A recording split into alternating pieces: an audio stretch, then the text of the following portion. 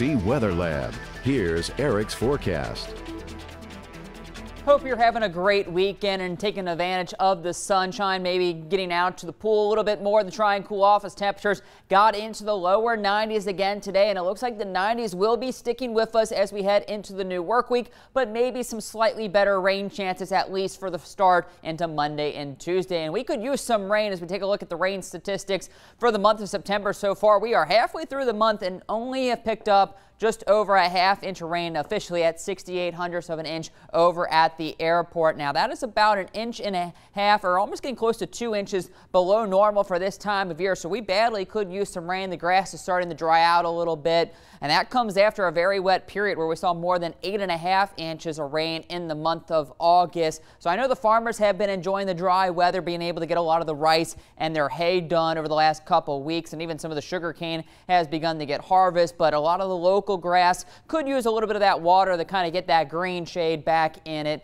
as we go through. And it does look like some of that rain is starting to get a little bit closer to us today, especially down towards Houma and Grand Isle. They've been seeing a good bit of scattered activity, but it's been staying pretty much down towards there. Haven't really seen any of that activity move into Acadiana. Maybe a couple blimps back through Vermilion and coastal portions of Cameron Parish, but otherwise most of us not really seeing the rain today, although this is beginning to produce a little bit more cloud cover, which has kept temperatures down a little bit closer towards Morgan City, but still a fair amount of sunshine got those temperatures into the lower 90s for much of Lafayette and even New Iberia. Opening this up a little bit, you can see the reason for that activity is this area of low pressure that is developed in the Gulf of Mexico. Although it is fighting some drier air getting wrapped around, so you can see not a whole lot down here in the bottom. That's because that dry air is getting wrapped in. Also some wind shear. So it's a very disorganized system, and so the National Hurricane Center only giving it about a 10% chance of development as it slowly drifts off towards the west. Eventually should slide over the Texas coast come Tuesday afternoon into the evening.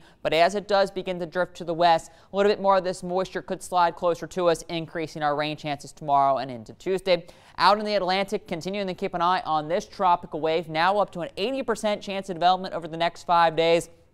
But it does look like it'll kind of turn off to the north and northeast, stay out of the Caribbean, and not really head towards the United States. But something we could watch and possibly become a tropical storm by the mid-part or end of the week. Also, we continue to keep a close eye on tropical storm Humberto, starting to get a little better organized, starting to see a little bit more of that circulation developing as it moves farther from the Bahamas. Right now, winds sitting at 70 miles per hour, moving to the north at 6. But in the short term, we do expect it to eventually turn off to the east and out into the open Atlantic, where it should become a hurricane later on tonight and into tomorrow. Could become a Category 2 storm by about the mid part of the week with winds over 100 up to 110, as it will make a close pass towards Bermuda. So they'll have to pay close attention to this by about the mid part of the week. But eventually it'll start to weaken as it moves out to the North Atlantic and runs into some cooler waters. But locally, here's what we got. With that system down to our south, we'll begin to see some rain showers developing in the coastal waters. Going to cause some very rough conditions offshore the next couple of days, but it does look like a dry start tomorrow morning.